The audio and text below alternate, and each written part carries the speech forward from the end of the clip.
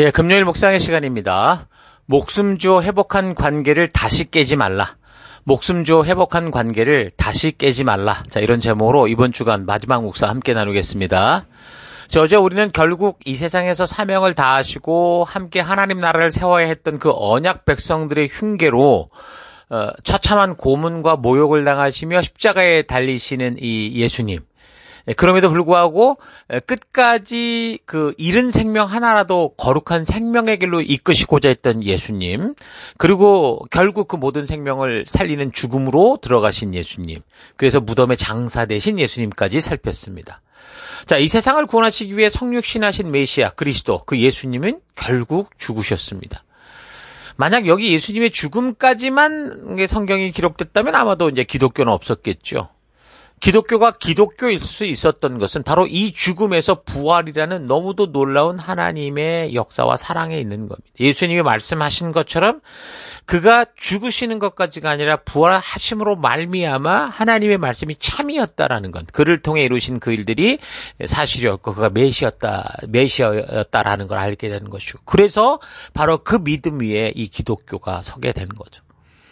결국 언약 백성들에 의해 십자가에 죽으신 예수님은 죽음의 권세에 잡혀서 영원히 무덤에 들어가 못 돌아온 게 아니라, 결국 그 돌무덤 뒤에 계신 게 아니라 당신이 스스로 죽음과 사흘 후에 다시 부활하실 것을 여러 번 예언하셨던 것처럼 이제 금요일에 돌아가시고 사흘 후였던 주일 아침 이른 새벽에 죽음의 권세를 깨뜨리고 3일 만에 부활하시게 됩니다. 하나님의 그 백성을 향한 사랑은 결코 영원히 절대로 죽을 수 없다는 게 바로 이 부활의 모습인 거죠. 이게 성경의 외침입니다. 하나님은 사랑을 포기할 줄 몰라요. 그 사랑에 다시 영원한 생명으로 다시 태어난 것이 부활입니다. 그래서 기독교는 죽음의 종교가 아니고요, 살아있는 종교, 생명의 종교가 되는 거고, 종교라기보다 살아있는 하나님과의 진정한 인격적 관계, 그 하나님의 나라가 바로 하나님의 사랑이라는 거죠. 부활하신 예수님은 그렇게 이제 죽음에서 이기셨는데 곧바로 하늘로 승천해 올라가신 게 아니고 이 땅에 한 40일 정도 계시면서 아직 남아있는 그 하나님이 명하신 그 사명을 끝까지 완성하시는 일을 행하십니다. 그래서 먼저 부활하신 후에 그 시신을 찾아왔던 막달라인 마리아를 만나 주시죠.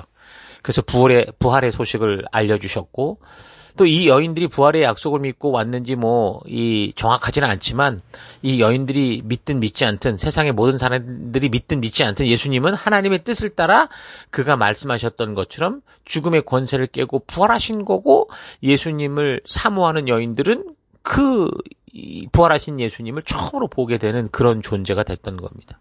그러니까 여러분이 믿든 믿지 않든, 하나님의 말씀대로 행하든 행하지 않든, 하나님은 당신이 말씀하신 말씀과 그 약속과 그 언약과 뜻을 따라 역사를 이루어 가십니다.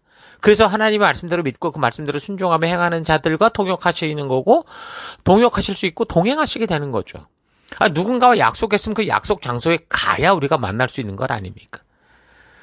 그래서 예수님은 부활의 새벽 예수님을 찾은 여인들을 만나 주신 후에 계속해서 이제 그 예루살렘의 위기를 피해서 도망치던 엠마오로 가던 두 제자를 만나 주시는데, 예수님께서 부활하신 후에도 하신 일이 이 사건들을 잘 보면 결국 말씀을 깨닫게 하는 일이었다는 거죠. 자, 그러니까 모두가 예수님의 죽으심과 부활에 대한 이야기를 들었음에도 여전히 자기 생각대로 그거는 불가능한 거다라고 자기 상상이 가득 차 있었기 때문에, 그러니까 그렇지 못한 제자들에게 예수님께서 예수님의 그 부활의 모습을 보여주시는데, 그 방법이 이 누가복음 24장 27절을 보면 뭐라고 그러냐면, 모세와 모든 예언자로부터 시작해서 성경 전체에 자기에 관하여 쓴 일을 그들에게 설명했다, 이렇게 말합니다. 그러니까 죽었다 살아난 자기를 보이기만 해도 제자들이 알았을 텐데 예수님께서는 그렇게 하지 않았어요. 그들이 예수님의 말씀을 듣고 나중에서야 깨달았거든요. 저들에게 신비로운 방법이 아니라 결국 성경과 역사 전체를 보는 그 눈을 주어서 알게 하셨다라는 거죠. 그러니까 역사의 어떤 한 부분, 성경의 어떤 한 부분만 보면 우리는 잘 이해할 수 없는 일이 너무 많아요. 그러나 성경 전체를 보는 눈이 생기면 그 역사와 성경의 한 부분들이 바르고 제대로 이해가 되는 거죠. 그래서 우리 교회가 이것 때문에 성경을 역사적으로 살펴가고 다른 걸 하는 게 아니라 성도들에게 꼭 이 안목을 주려고 하는 겁니다. 예수님이 하셨던 그 일을 우리가 하고자 하는 거죠. 그러니까 모든 일의 자초지정을 역사 전체를 통해 알게 될 때 하나님의 진실한 마음이 보이고 의도가 보이고 하나님의 뜻이 보이는 그 진정한 거듭남이 있을 수 있다는 거예요. 이 증거는 바로 예수님의 말씀을 들었던 그 제자들이 고백하는 걸 보면 알 수 있어요. 누가복음 24장 32절 그들은 서로 말했다. 길에서 그가 우리에게 말씀하시고 성경을 풀이하여 주실 때 우리의 마음이 속에서 뜨거워지지 않았던가. 그러니까 그들이 막 모르고 가면서 이런 사건이 있었다. 그러면서 이제 예수님이 말씀하시는 거 쫙 듣고 그러다가 하고 깨달아주는 순간 예수님이 없어지셨거든요. 근데 그래서 이제 이들이 이제 이걸 알게 됐던 거예요. 그러니까 이 뜨거움이라는 게 뭘까요? 단지 감정적이고 느낌적인 부분을 말하는 게 아니에요. 그러니까 진정으로 성경과 역사를 통해 하나님의 진정한 의도를 알게 되니까 이제 그런 나오는 반응들을 말하는 거죠. 자, 그러니까 단지 뭐 어떤 특별한 집회를 통해서 뭐 찬양 뜨겁게 하고 불 꺼놓고 기도하게 하면서 자꾸 뭔가를 자꾸 뒤집어 쑤시고 하고 이러는 게 아니고요. 그러니까 단지 성경에 자극적인 거 하나 구절 뽑아놓고 막 사람들의 감정을 막 극대화시켜가지고 막 뭔가 헌신하게 하고 바치게 하고 뭐 이렇게 하는 이런 게 아니라는 거죠. 우리 예수님이 하셨던 사역의 방법은 바른 이성적인 상태로 하나님의 역사 속에서 이루어 오신 그 자초지정을 성경과 역사를 통해 하나하나 살펴나감으로 그 과정을 통해 진리의 성령 하나님께서 개입하시고 성부 하나님이 행하셨던 그 역사들을 그 관심 갖는 자들, 알아가는 자들에게 말씀하심으로 진정한 하나님의 의도를 알게 되는 거죠. 그러니까 예수님이 엠마오로 가는 제자들에게 보여주신 바로 이런 말씀을 풀어가는 방법을 통해서 마음이 뜨거워지고 깨닫게 되는 것이 진정한 체험이다. 이렇게 말할 수 있는 겁니다.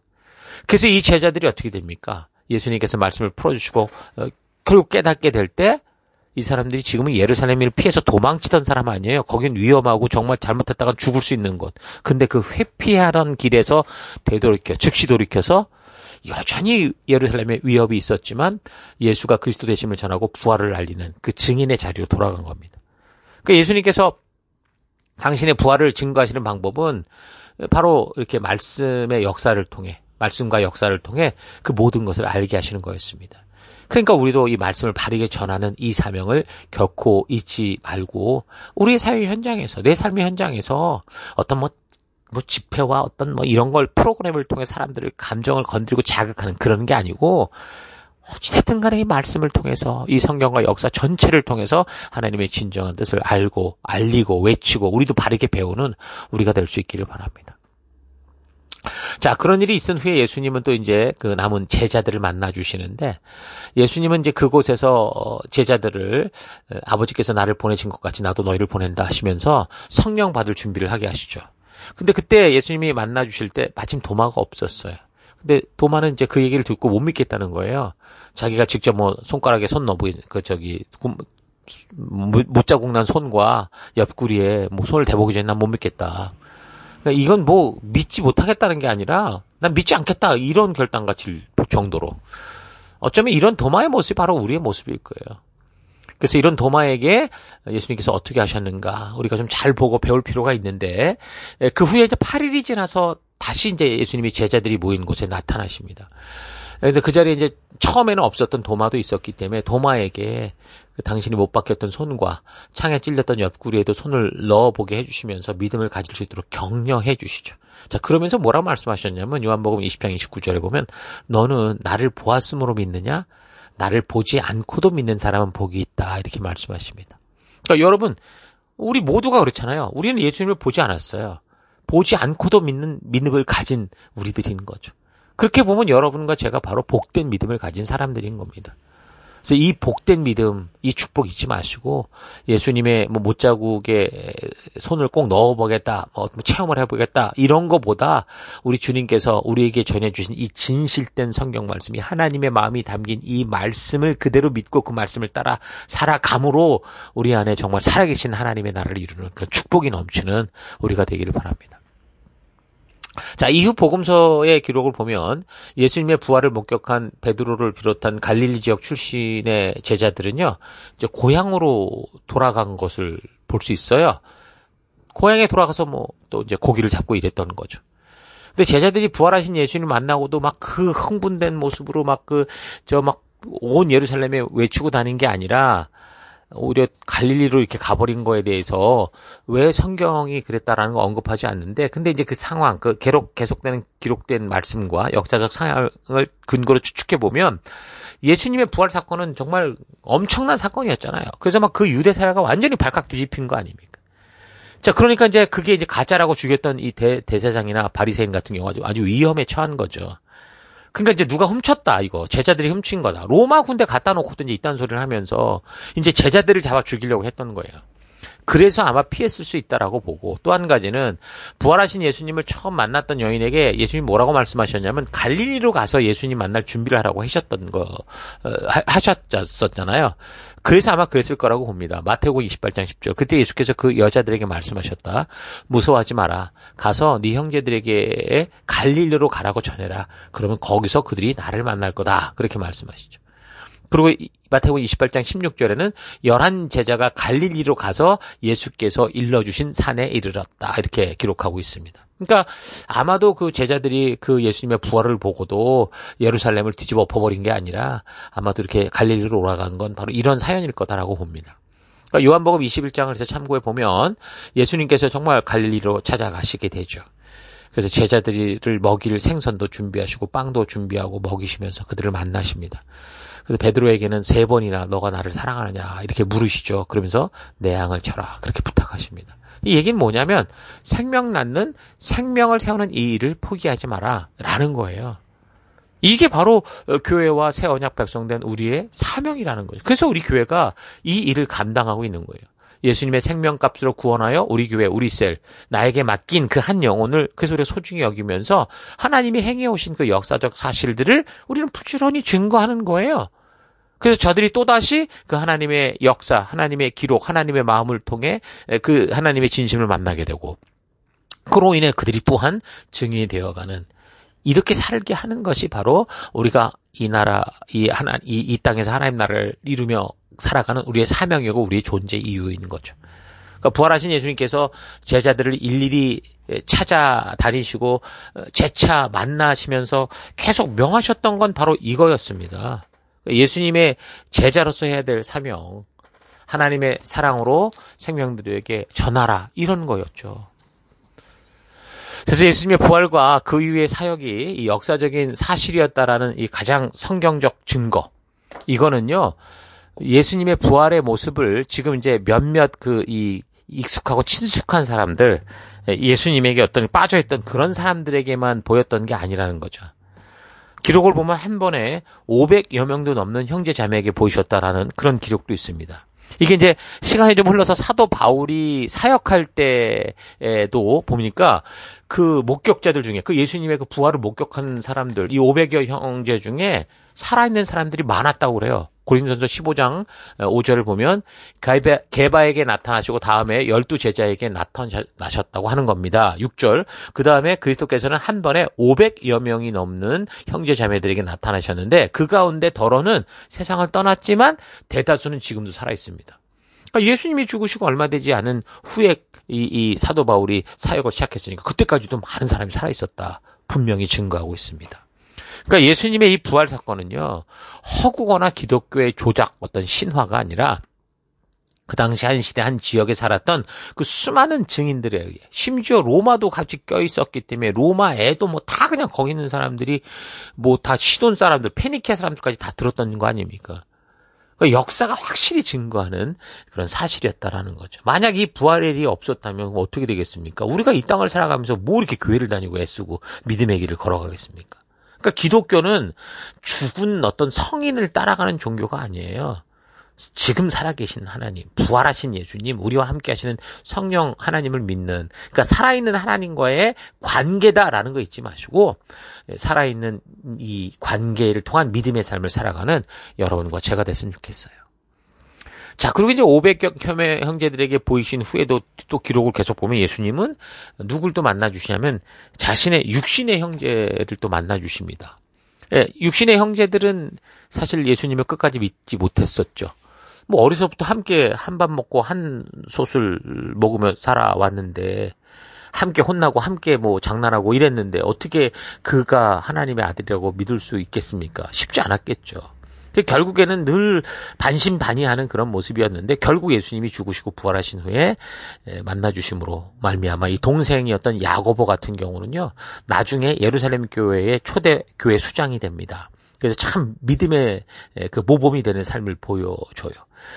그리고 이제 믿음으로 살아가는 행함의 삶과 믿음을 오해하는 그런 유대 공동체를 향해서 야고보서를 적어서 참된 믿음, 진정한 믿음의 삶이 어떤 건지, 단지 믿는다 말로 떠드는 게 아니라 그 진정한 믿음은 행함과 연결돼 있는 행함일 수밖에 없는 그 중요한 이 믿음의 현실을 또 보여주는 그 일들도 하게 되죠.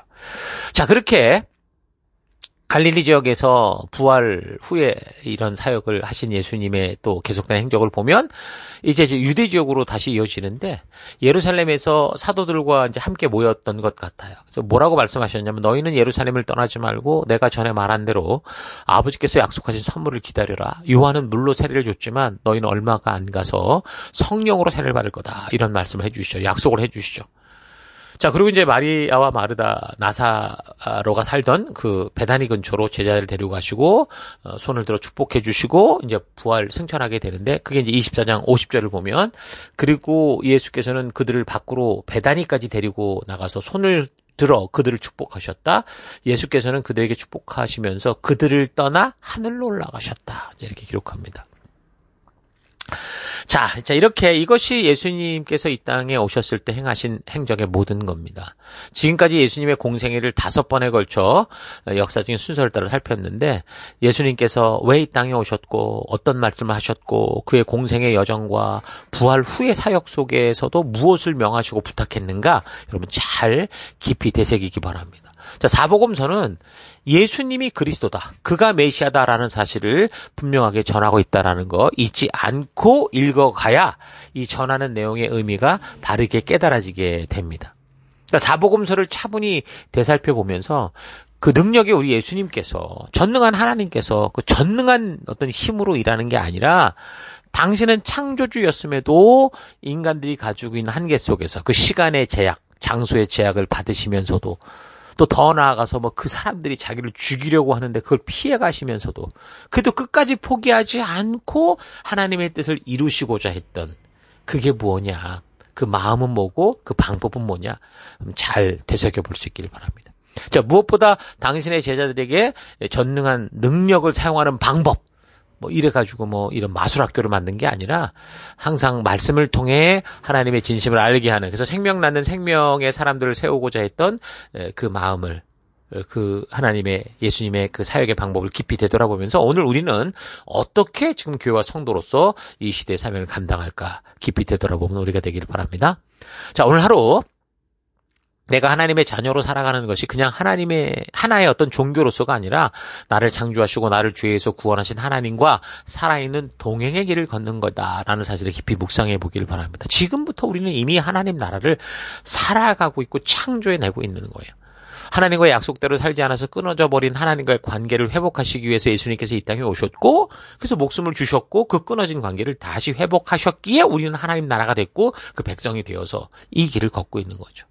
그렇다면 우리가 어떤 삶을 살아야 됩니까? 예수님의 목숨을 주어 연결된 이 관계가 다시 깨어지지 않도록 하기 위해 뭘 해야 될까요? 이 관계가 왜 깨졌습니까를 보면 알죠. 왜 깨졌는지를 보면 하나님께 약속대로 살아가는 거예요. 약속이 깨질 때 깨질 거죠. 그래서 우리가 이제 온전한 관계가 회복된 성도로서 살아갈 우리의 그런 도리는 바로 하나님의 약속대로 살아가는 거예요. 약속되는 곳에 가야 만날 거 아닙니까? 그래서 하나님이 그의 나라 백성들을 위해 주신 그 법도와 규례와 명령과 계명의 의도를 따라 살아가는 거. 이게 성도의 사명인 걸 잊지 마십시오. 그것만이 하나님과 동행하는 길이고 영원한 천국에 무사히 뭐예요? 도착하는 길이에요. 그래서 우리가 교회로 모이는 이유는 모였을 때 우리가 무엇을 해야 되는지에 대한 이 분명한 길. 그러니까 우리가 교회로 모이는 이유, 모였을 때 우리가 무엇을 해야 되는가 하는 그 분명한 그 길. 우리 예수님께서 우리에게 명하시고 부탁하신 교회에서 삶의 길이 어떤 것인지 우리 말씀을 통해 잘 알아야 되는 거죠. 자, 성도는 이 땅에서 부르심의 목적과 삶의 방향을 분명하게 알고 살아가는 존재라는 거 잊지 마십시오. 우리는 끝을 알고 가는 사람들이에요.